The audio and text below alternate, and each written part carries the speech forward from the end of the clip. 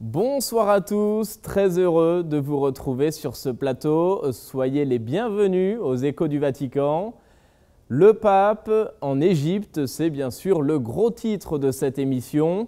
Le Saint-Père est retourné à Rome après 2 jours de voyage au Caire, une visite apostolique dans un contexte particulier, puisque dans ce pays à majorité musulmane, 45 chrétiens coptes ont été tués dans un double attentat. C'était lors de la messe le dimanche des Rameaux. Cette visite du pape était donc en quelque sorte une consolation pour les chrétiens d'Égypte. La rencontre entre le Saint-Père et le pape copte orthodoxe marquait donc la dimension écuménique de cette visite, mais elle avait aussi une dimension interreligieuse, puisque le pape s'est également entretenu avec le grand imam d'Al-Azhar. Et puis à noter par ailleurs l'autre moment fort de cette visite, la rencontre internationale sur la paix.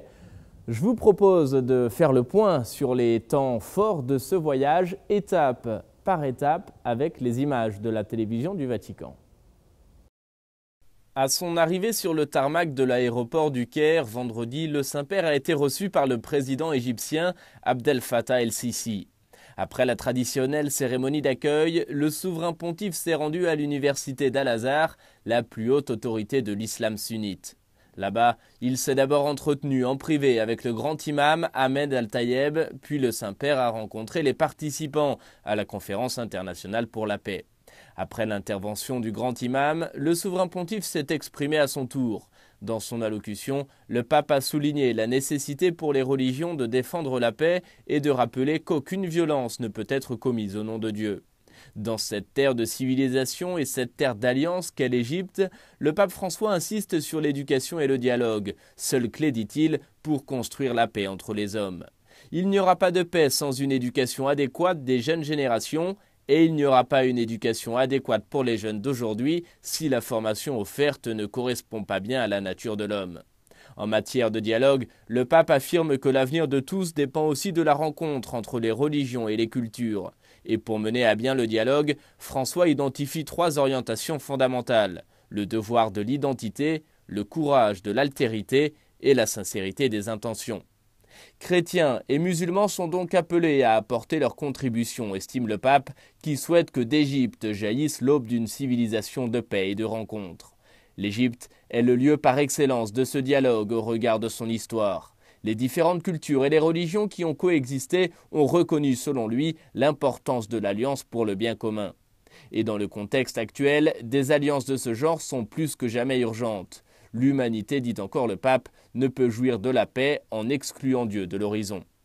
Le pape, enfin, exhorte à œuvrer pour résorber les situations de pauvreté et d'exploitation et à combattre la prolifération des armes qui, une fois fabriquées et vendues, seront aussi utilisées. Tous sont responsables, conclut le pape, et les religions au premier rang. L'étreinte du successeur de Pierre avec le successeur de l'apôtre Marc, le pape Tawadros II, a été l'événement qui a conclu la première journée intense du pape François au Caire. C'est aussi à l'image de la proximité de tous les catholiques envers l'église copte orthodoxe, qui est la communauté chrétienne la plus nombreuse au Moyen-Orient avec 9 millions de fidèles. Cette église a été à nouveau frappée au cœur avec les attentats à Tanta et à Alexandrie lors du dimanche des Rameaux. L'évêque de Rome l'a rappelé d'ailleurs dans son discours au patriarcat niché dans le vieux Caire chrétien. Cet écuménisme du sang est une manière de vivre notre baptême commun, y compris au prix du sacrifice du sang, le sang innocent des martyrs, versé plutôt que de céder à la tentation de répondre au mal par le mal. Vos souffrances sont aussi nos souffrances. Prions pour que tant de sacrifices ouvrent la voie à un avenir de pleine communion entre nous et de paix pour tous, a ajouté le pape.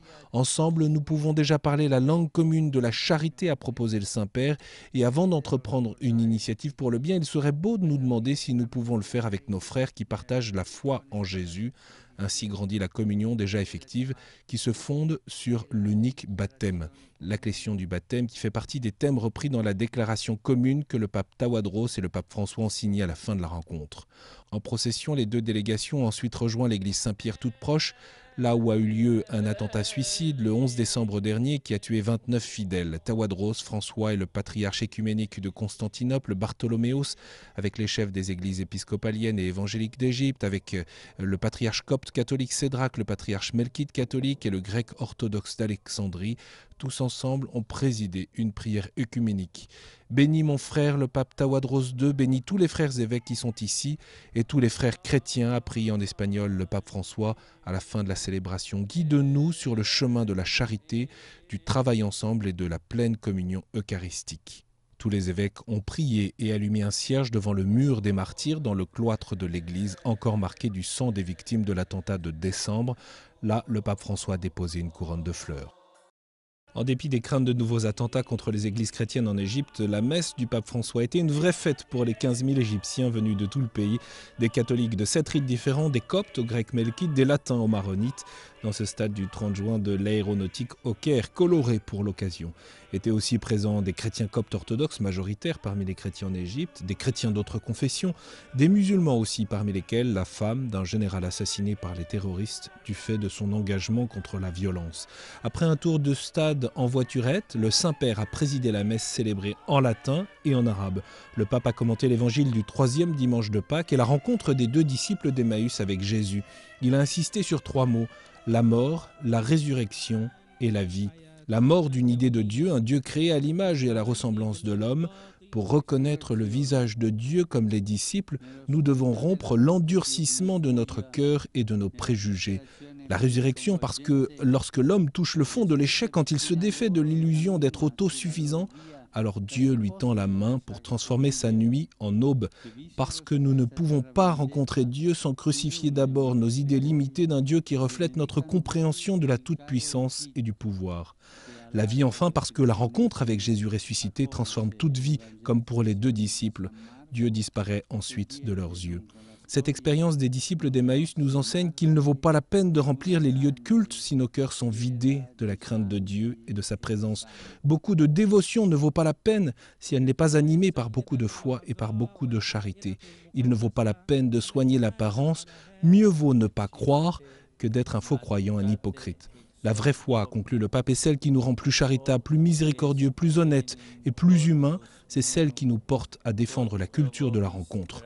En somme, Dieu n'apprécie que la foi professée par la vie, parce que l'unique extrémisme admis par les croyants est celui de la charité. Au milieu de tant de prophètes de destruction et de condamnation, soyez la lumière et le sel de cette société. Soyez la locomotive qui tire le train en avant. C'est la mission que le pape François a confiée aux prêtres, consacrés aux séminaristes de l'église copte catholique lors de l'ultime étape de son voyage en Égypte. Environ 1500 personnes étaient présentes sur ce terrain de sport du grand séminaire patriarcal en périphérie du Caire. C'est là que la majeure partie d'entre eux a été formée ou l'est encore. C'est le cœur de l'église catholique en Égypte. Lors de cette chaude après-midi, l'évêque de Rome est intervenu lors d'une célébration de la parole centrée sur l'enseignement de Jésus tiré de l'évangile selon saint Matthieu, enseignement aux disciples à qui il leur dit « Vous êtes la lumière du monde ». Les prêtres et les consacrés en Égypte forment certes un petit troupeau catholique, a reconnu le pape, qui œuvre au milieu de tant de défis et souvent de peu de consolation. Le pape les a encouragés à ne pas avoir peur du poids des situations difficiles que certains doivent traverser. Au milieu de tant de raisons de se décourager, le pape a invité les prêtres et les religieux catholiques à être des semeurs d'espérance, des bâtisseurs de ponts et des artisans du dialogue et de la concorde. Une mission possible si la personne consacrée ne cède pas aux tentations qu'elle rencontre chaque jour et que vous connaissez bien, leur a dit le pape, parce qu'elles ont bien été décrites par les premiers moines d'Égypte. Le pape en a énuméré 7, les plus significatives, en commençant par la tentation de se laisser entraîner au lieu de guider, renonçant à donner la caresse de consolation, même quand le cœur est accablé. Attention aussi à la tentation de se plaindre continuellement. La personne consacrée est appelée à transformer tout obstacle en opportunité. Attention à la tentation du bavardage et de la jalousie, qui est un cancer qui ruine n'importe quel corps en peu de temps. Il y a aussi la tentation de se comparer aux autres avec le risque de la paralysie, la tentation du pharaonisme en ayant la prétention de se faire servir au lieu de servir. Il y a enfin la tentation de l'individualisme, celle des égoïstes, qui au lieu de penser aux autres, pensent à eux-mêmes. Et puis aussi la tentation de marcher sans boussole et sans but. Alors là, le consacré perd son identité. Votre identité, c'est celle d'être copte, c'est-à-dire enraciné dans vos nobles et antiques racines, et d'être catholique, c'est-à-dire une partie de l'Église une et universelle.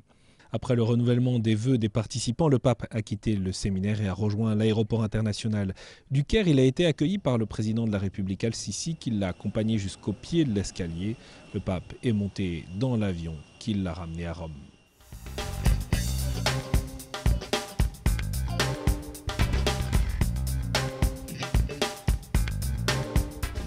Nous sommes appelés à marcher ensemble, convaincus que l'avenir de tous dépend aussi de la rencontre entre les religions et les cultures. Et puis, à l'issue de ce voyage, comme à chaque fois, le Saint-Père a répondu aux questions des journalistes à bord de l'avion qui le ramenait à Rome. Une conférence de presse au cours de laquelle il a évoqué différentes thématiques, des relations avec les orthodoxes jusqu'à la crise nord-coréenne, en passant par les populismes en Europe ou encore la situation au Venezuela. Les sujets sont variés. On fait le point avec Émilie Callan. Sur les relations avec les orthodoxes, le Saint-Père dit avoir toujours entretenu des relations d'amitié avec eux. Il a raconté son temps en Argentine où il priait souvent avec les orthodoxes à Buenos Aires. En revenant sur sa rencontre avec le pape Tawadros II, il l'a décrit comme un pape qui fera avancer l'Église et plein de zèle apostolique. Il y a un désir mutuel de trouver une date commune pour la fête de Pâques, par exemple, et partager un seul baptême. Sur cette dernière question, le pape a souligné qu'aujourd'hui, une porte s'est ouverte et qu'il espère surmonter ce problème. Déjà, l'Église catholique reconnaît le baptême des orthodoxes russes. L'écuménisme peut seulement avancer, a ajouté le pape, si nous prions et travaillons ensemble. On l'a interrogé sur ses propos lors de la conférence à Al-Azhar concernant les différentes formes de populisme démagogique et plus particulièrement ce qui entoure l'élection présidentielle en France le 7 mai prochain. On a demandé au pape comment voter en tant que catholique. Il a dit ne pas bien comprendre la situation politique intérieure de la France, mais avoue que l'Europe court le risque de sa dissolution et qui est nourrie par la peur de l'immigration. Il a rappelé donc que l'Europe est faite de migrants, de plusieurs siècles d'immigration, et ajoute que c'est un problème que nous devons bien étudier en respectant les opinions honnêtes. Quant à la question nord-coréenne, le pape François appelle les chefs d'État à résoudre ces problèmes par la diplomatie. Le rôle essentiel de l'action diplomatique soutenue par la médiation de certains pays. Si la situation concernant les missiles coréens ne rejoint aucune résolution, avertit le pape, l'avenir de l'humanité et de la culture sont menacés. C'est le cas d'ailleurs dans le monde, a-t-il fait remarquer. Les Nations unies ont le devoir de reprendre leur leadership. Ailleurs dans le monde, la situation au Venezuela se détériore aussi et le pape François affirme que le Saint-Siège avait essayé d'intervenir à la demande des présidents qui agissent comme médiateurs, mais les propositions mises en avant n'ont pas été adoptées. Une nouvelle demande aurait été faite auprès du Saint-Siège pour renouveler leur travail. Et si le Saint-Siège reprenait ce travail, il faut des garanties nécessaires, a insisté le Saint-Père. La conférence de presse s'est terminée sur le thème des réfugiés et sur la vision que le pape se fait des camps de réfugiés qu'il compare aux camps de concentration. Il s'est expliqué en disant que ce n'était pas un lapsus, mais que parfois ces camps sont véritablement des endroits où les réfugiés sont dans l'impossibilité de s'en sortir. Cela a des conséquences sur la santé des réfugiés. Il a terminé la conférence de presse en remerciant les journalistes pour leur bon travail. Et à peine rentré à Rome, le Saint-Père n'a pas chômé. Il a célébré le 150e anniversaire de l'Action catholique italienne. C'était dimanche, au lendemain donc de son retour sur la place Saint-Pierre. L'événement était rythmé par des chants, des lectures, des témoignages. Et puis, le Saint-Père a donné un discours. Il a notamment encouragé les membres de l'Action catholique à ne pas marcher en regardant vers l'arrière, mais au contraire à être un peuple missionnaire jusque dans les périphéries. On écoute un résumé. Il règne ici pour moi un air de famille. Mon père et ma grand-mère appartenaient à votre association. C'est avec ces mots que le pape François a salué les nombreux membres de l'Action catholique italienne rassemblés sur la place Saint-Pierre pour célébrer les 150 ans de leur fondation. À tous, dans un climat de fête contagieuse, le Saint-Père a demandé de vivre à la hauteur de leur propre histoire à la suite des grands exemples de sainteté. toujours enraciné dans la paroisse qui n'est pas une structure caduque, jetant la bonne semence de l'Évangile dans la vie du monde à travers le service de la charité, de l'engagement politique, la politique avec un grand P majuscule, la passion éducative et la participation à la confrontation culturelle. Soyez les marcheurs de la foi, insistait le pape, pour rencontrer tous, accueillir tous, écouter tous, avant tout dans les périphéries, faisant de chaque initiative, chaque proposition, chaque chemin une expérience missionnaire destinée à l'évangélisation et non à l'autoconservation. Avere una bella storia alle spalle non serve però per camminare con gli occhi. Avoir une belle histoire derrière soi ne sert pas à cheminer avec le regard tourné en arrière. Cela ne sert pas à se regarder dans le miroir. Cela ne sert pas à s'installer confortablement dans son fauteuil. Non dimenticare questo. Non camminare. N'oubliez pas cela. Ne pas marcher avec le regard tourné vers l'arrière. Sinon, vous allez avoir un accident. Non guardarsi allo specchio. Ne pas se regarder dans le miroir. Beaucoup d'entre nous sont moches, mieux vaut ne pas se regarder. E non mettersi comodi. Et ne pas s'installer confortablement dans son fauteuil. Cela engraisse et fait mal au cholestérol. Fare memoria di un lungo itinerario di vita aiuta a rendersi consapevole di essere popolo. Faire mémoire d'un long itinéraire de vie aide à prendre conscience d'être un peuple qui chemine en prenant soin de tous et dans chacun à croître humainement et dans la foi, en partageant la miséricorde avec laquelle le Seigneur nous caresse. La rencontre s'est conclue avec la prière du Regina Coeli que le pape a présidé depuis le parvis de la basilique Saint-Pierre. Le Saint-Père a mentionné la béatification de Leopoldina Node, la fondatrice des Sœurs de la Sainte Famille. Il a aussi rendu grâce pour son voyage apostolique en Égypte, priant pour ce peuple si accueillant, pour les autorités et pour les fidèles chrétiens et musulmans. Je suis avec vous tous les jours jusqu'à la fin du monde. Vous connaissez certainement ces paroles, ce sont celles du Christ dans l'Évangile. Et c'est sur ces mots que le pape s'est appuyé ce mercredi dans sa réflexion lors de l'audience générale.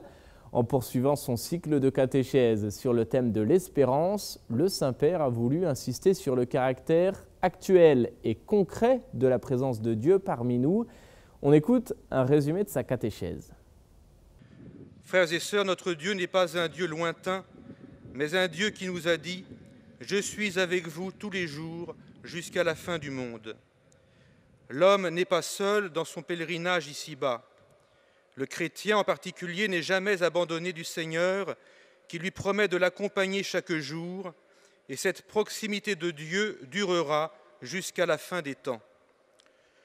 Nous devons enraciner fermement dans notre esprit la certitude que Dieu, dans sa providence, pourvoira à tous nos besoins, qu'il ne nous abandonnera pas au moment de l'épreuve et de la nuit.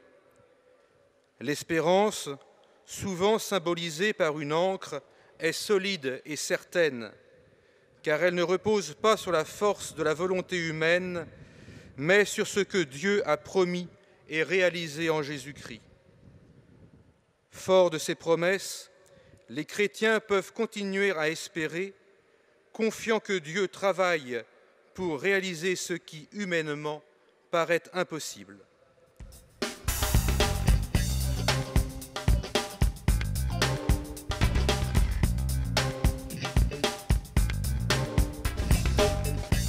Ensemble, affirmons l'incompatibilité entre violence et foi, entre croire et haïr.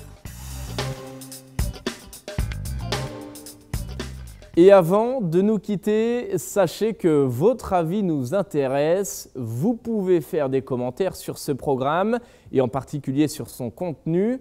Vous pouvez visiter la page consacrée et répondre au questionnaire. Nous vous lirons avec grand intérêt. C'est la fin de cette émission. Merci de l'avoir suivi. Merci de votre fidélité. Je vous souhaite une très belle soirée et je vous dis à la semaine prochaine pour de nouveaux échos du Vatican.